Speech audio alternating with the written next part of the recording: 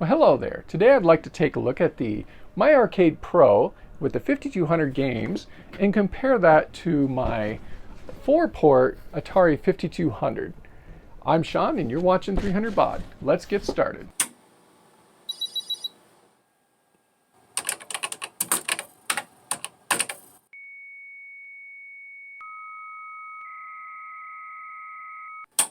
So before I compare my 5200 to the GameStation Pro, I have to clean it because this is just absolutely disgusting. It's got gook worked in all the crevices into the cartridge port. It's pretty bad. So let's get it clean. You'll notice it's got a lot of screws along the bottom. There's about 8 of them or so. And it's only got one cord. So that's kind of a cool thing. First screw, got a nice crack. I don't think this one's ever been apart. Now the cover, it's just held in with a couple of these plastic hinges.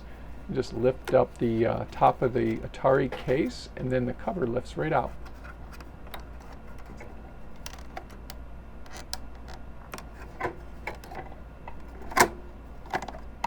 Now I can lift up the top. It's a pretty impressive unit. There's a big piece of plastic that was injection molded. Now it's got a couple of pins in the front, so you got to give it a little pry up in the front to get it off the pins, and then the whole unit just lifts off. And we just pry our RF cable off. I'm just using a toothbrush with some mild detergent, and I can feed my RF cable back through. Lock it in place. And I have to loop the RF cable through the little slot that's designed to hold it in place on the motherboard. So let's take a quick peek at the 4-port system. As you can see, we have 4 joystick ports right in the front. Here's our power button is right there. Interestingly, this RF cable is soldered into the motherboard, but it has a plug-in here. Here's our cartridge port here, and here's our channel selector. And over here on this side, this is the expansion port, which never was used. It is basically an Atari 400 computer that's been consoleized, so it would be very possible to, turn it into a computer, I would imagine. Probably wouldn't take too much to do that. So, a keyboard could go back there. Another thing is possibly they were thinking about like some kind of other types of interesting expansion, possibly some unique game controllers or something. But with all of these ports up here, kind of makes you wonder, what kind of controller input devices they would have in mind. From what I understand, there is some sound lines and some data lines that go through there, but I guess it's pretty slow. So that is the inside of the Atari 5200. Let's go ahead and get this Atari back together. This guy just kind of sits down.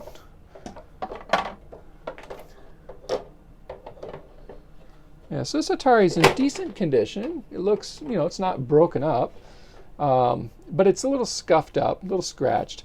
One thing that is interesting is this part of the case is actually made out of a translucent plastic, and as well as the very front of the case here. This is solid black, and of course we've got the brushed aluminum on here. This one's in pretty good shape. It's got a couple tiny little dents, not too bad. It could probably be bumped out if you took your time, but I'm not going to worry about that. This is a player system, so it's fine. So when I was taking the Atari apart, it had a crack every time I would twist. So this obviously has never been apart. Now, one thing that's interesting is there are actually 3 different length screws that go in here. So you can see I've got the short one, a medium length one, and a long one. And the way that goes is the short one belongs over in this top left corner over here. And then the medium length one went over on the right side over here. And then we had the longer screws that went up along the front here and these 2 areas in the back or in the middle. So if you are taking apart a 5200 for cleaning, because that's the easiest way to get through to all those grates, that would probably be a good idea to keep track of where those screws came from. That way you don't damage your Atari when you go to screw it all back together. Another thing is kind of interesting is this is designed so that you can wrap the cord underneath for storage. And I have no idea why, but this centerpiece actually is snapped into place on this case. The case itself is quite impressive. It's one gigantic piece of plastic, so to do that in single mold must have been pretty tricky. But it's very nice. I actually really like the case design on this Atari. Now the 4-port is pretty nice in that it only has one cord going into it or coming out. So the way this 5200 works is you plug your power into the switch box, and that goes in this area here, and then the RF cord goes here where it says game, and then the switch box just simply plugs into the TV through the RF. And this handles both power going out to the Atari and the signal coming in. So kind of cool, really neat little setup. So I have to say the Game Station Pro looks really good next to the Atari 5200. You can see on the Atari 5200 we have a real brushed aluminum face, where on the Game Station Pro it's a sticker, but it looks really good. Another thing about the Game Station Pro is we've got these little vents which are very similar to what you find on the 5200. So we've got like some on the side, and we've got these along up here. So I just think this is a really, really good looking little system. Another thing about the this little setup is you almost, but not quite, have enough room to store your Game Station Pro inside your Atari 5200. So you can't have a conversation about the Atari 5200 without first discussing the joystick. Now this is really a hated joystick controller, but I happen to really like it. I think it fits in the hand very comfortably. You have 2 fire buttons on each side, and basically it's fire A, fire B, and same thing on the other side. They repeat it, so it's a left hand or right hand controller, which is very nice. It has this keypad down here, which you can use for more complicated games where you might, like maybe a baseball game where you want to send the ball to an outfielder, or maybe a game where you might want to type in coordinates. It also has an innovative feature in that they added the start, the pause, and the reset buttons, which is the first time anyone had done anything like that. So I have a decent collection of Atari 5200 games, which I feel represent what you may have found in the home in the 1980s. These are very common games for the most part, especially the Atari games themselves. Now, in the collection, I have Moon Patrol. Now, this is a Williams game, and Joust, another Williams game. And I also have Defender here, another great Williams arcade game. I also have Galaxian here, which is a Taito arcade game. Chopper Lifter. Now this one probably was not quite as common on the 5200 game. This is a Broderbund software release. This was very common on many, many different platforms, mostly computers, but was ported to the 5200. We have Pole Position. This is a Namco arcade game, so this would have been a licensed game. And we have Pac-Man, another Namco game, and Miss Pac-Man, which was a game made by Williams but ended up becoming a Namco property for reasons I'm not going to discuss in this video. Now, a Centipede is an Atari published game. It did get ported to the Game Station Pro. We have Tennis, which is actually a pretty decent game. This could have ended up on the Game Station Pro, but did not. We have Super Breakout, another Atari game, which also did not end up on the Game Station Pro for the 5200 version, and should have. We have Countermeasure. This is an Atari game, a rather obscure game. I don't think this was very common. It could have ended up on the Game Station Pro, and it would have been fine. And we have Quicks here. This is a game by Taito. So this game would have required additional licensing, and it's understandable why it didn't end up on the Game Station Pro. Now look at some of my third-party titles. We've got Hero. This is an Activision game. I think it was really pushed the Atari 2600 and was really great. On the 5200, I don't believe it really pushes the system all that hard. It's basically the same game with slightly enhanced graphics. A couple of Sega published games here, Buck Rogers and Star Trek. neither of these games, I think these are fairly rare, and I don't really think they're that great for the 5200. So I wouldn't get too upset about not having those. And we've got a couple of Parker Brothers published games. We've got Frogger, which plays awful on the 5200, and Popeye, which is a good game for the 5200. Now, Popeye being a Nintendo arcade game, it would be very difficult to get that onto the GameStation Pro because Nintendo doesn't really play nicely with others. So that is a look at my game collection that I have on my 5200. Now why don't we take a look at what comes with the GameStation Pro and see how that compares to what you would find in a typical 1980s game collection. So let's take a look at the Atari 5200 games. So as you can see, there's a pretty small selection here. I've got, looks like 7 games. That's it for the 5200. We've got Centipede, Frisky Tom, which I've never heard of. Meebzork, never heard of that game. Millipede, know that one. Missile Command. By the time the Missile Command came out on the 5200, it was already a pretty old game, pretty dated. Real Sports Baseball and Real Sports Basketball. We'll take a look at Centipede. So Centipede on the arcade was a trackball game, and the 5200 with its joystick was an analog stick, so it allowed you to move around the screen rapidly. But we'll see, how does this play?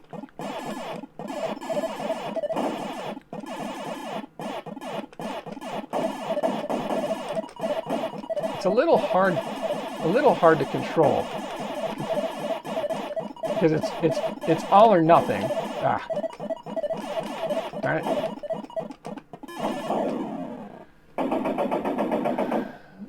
So I'm obviously not very good at Centipede, but we'll try one more time.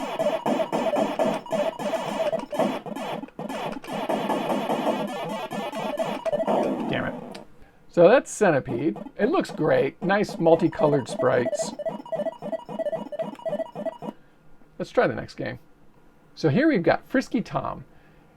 In this unreleased game, you control Tom the plumber and fix water pipes broken by mice. The mice not only break the pipes, they also attack and set off bombs, deal with the pest problem, and complete the stages. Okay, so it kind of looks like maybe a game, I think, like Sewer Sam or Oil Swell. Let's take a look and see what this is like.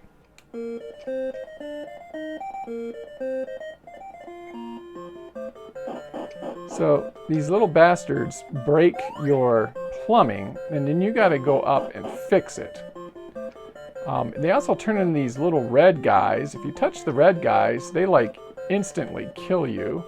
And of course they go right where you need to be, and they just keep going around in circles around that. So the game is a little frustrating, and that's probably why it didn't get released. I imagine they had play tested it, and it probably didn't do well. I can't catch two falling joints or bricks or whatever these things are. Now when they're yellow, you can get them. I don't know what they are. Oh, there we go. I got a broken one there. It's very hard to control. And I think the next goal is you just wipe out these guys. Oh, I fell. Oh. Oh.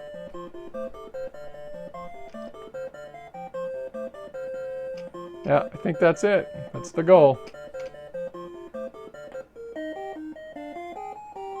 That's a little risque. So let's try this Meebzork. It says, you are a warrior named Meebzork who can practice or play through 6 different levels, not including another level that was going to be after you completed a board and would allow you to choose the next one. All 6 levels are different in what they require. While unfinished and unpolished, you can see a lot of potential. Okay, so we've got another prototype game here. Let's give it a go. Practice? Oh, jeepers. So, adventure? Practice? Sure, let's practice. Nice looking castle. Oh. Yeah. kind of like a 3D Galaxian or Phoenix.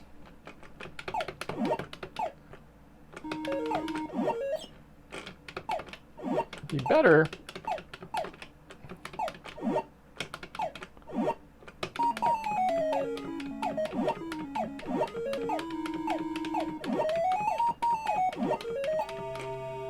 the end. Let's play a game of Millipede.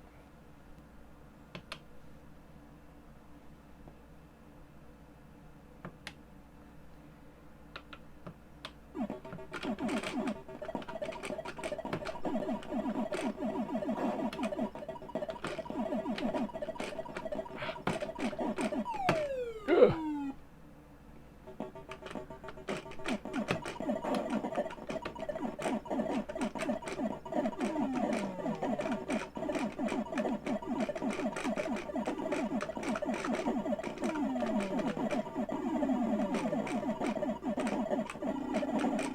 Man.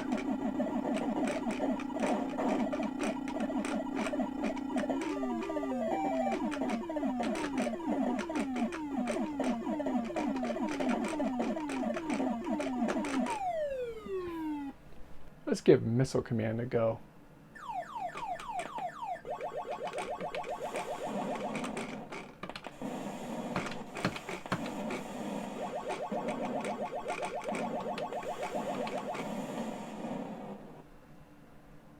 So as most of you are probably aware by now, you can add games to the GameStation Pro through a micro SD card.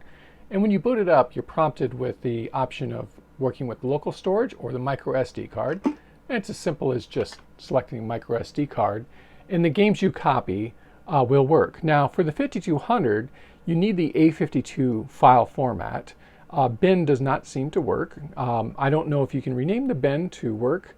But as you can see, I can very easily load games onto the GameStation Pro.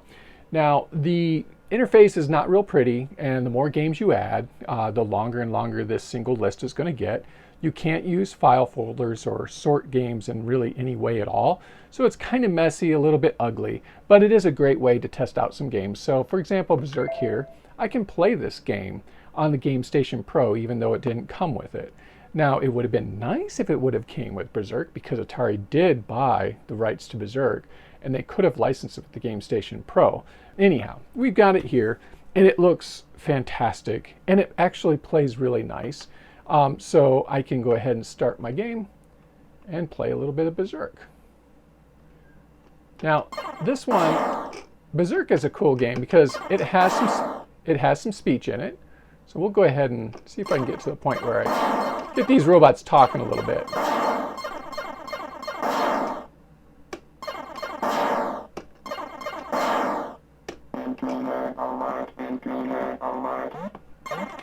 And now you can see we've got Evil Auto coming for us. And I'll go ahead and get out. You can fight like a robot. Just a great game. And I can also do that with my 5200. Now, let me switch over to channel 3. And here I'm using the Atari Max cartridge, which also accepts an SD card. And in addition to the Atari Max, I'm also using a Jaguar controller with my 5200. So this is a pure digital input. And this is actually converted by a company, small little company called RetroGamesCyberFreak.com. And it's the Jag to 5200 joystick conversion. This works really nice. Now with the 5200, because it's looking for an analog stick, it kind of is off a little bit when you first start. So just rolling around the joystick kind of helps the 5200 sense where things belong. So I'm going to go into my Atari game selection. Actually, with this one, I'm going to go into Enhanced. Now you could load the enhanced games on the GameStation Pro as well, but a good example of using an enhanced game would be something like Gorf. If you're trying to play Gorf on the GameStation Pro, what you're going to run into is Gorf is expecting this analog stick, and it positions the spaceship depending on where you have this analog stick positioned. So if you're trying to use a analog stick like this, or excuse me, a digital stick like this, it's going to be either on or off for left, right, up, down, whatever direction you're pointing. Unlike the analog controller, which will sense slight movement to extreme movement. So in this case, we've got an enhanced game, and it's Gorf, and it's the digital version. So when I start Gorf, I can control this game now. Now notice this is on my 5200, so it's a little bit blurry because it is running through RF. Now I can try playing Gorf on the Game Station Pro, but I don't have it loaded up. So just on the 5200, not the Game Station Pro. So this would have been just an absolutely fantastic game to include with the Game Station Pro. And I imagine the licensing probably wouldn't have been all that expensive.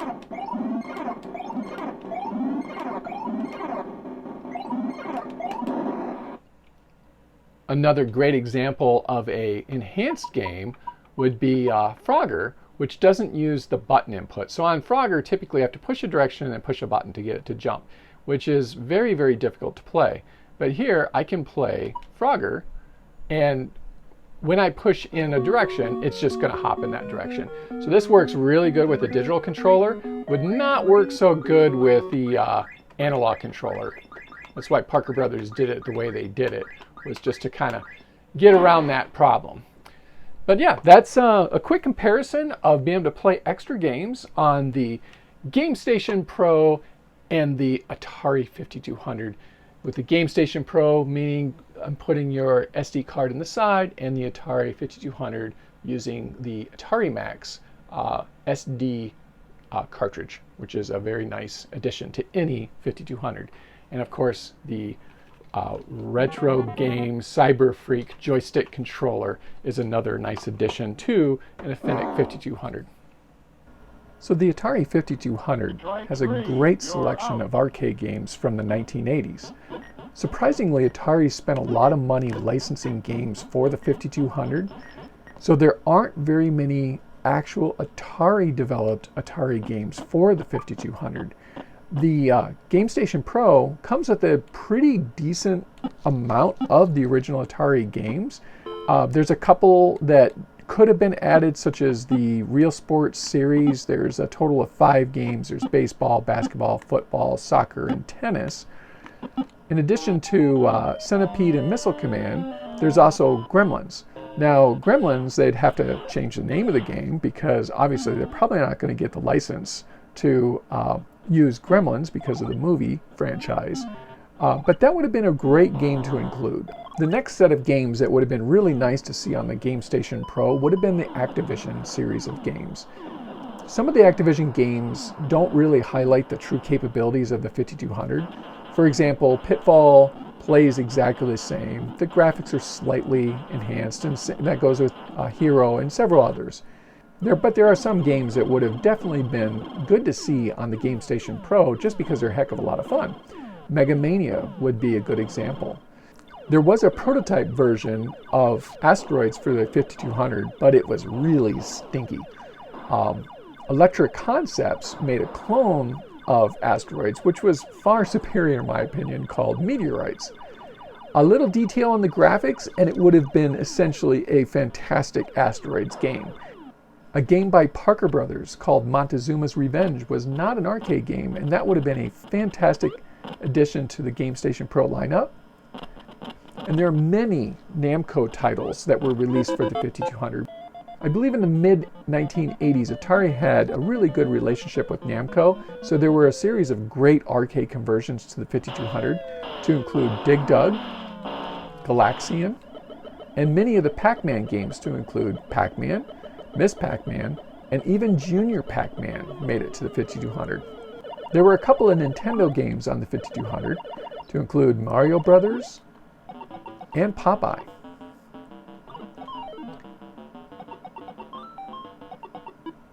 There were a few Sega arcade conversions to include Congo Bongo, the horrible playing Frogger, Pengo, and Zaxxon. some games we kind of felt were Atari games, but really weren't. That would include games like SNK's Vanguard, Stern's Berserk, Sun Electronics' Kangaroo,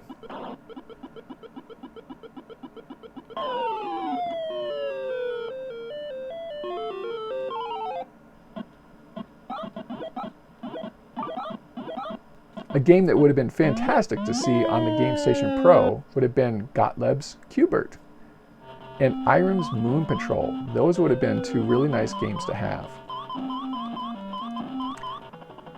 And there were also a couple of Konami games for the 5200 to include Gyrus and Super Cobra, which I particularly like.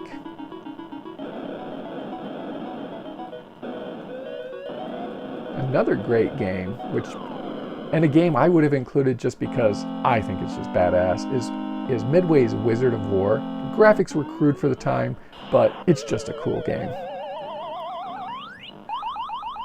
There were more games for the 5200, but that makes a pretty good rundown of some of the games that I would have liked to seen on the GameStation Pro, even if they would have taken this list and cut it in half, got some good licensing from companies such as Namco and Activision.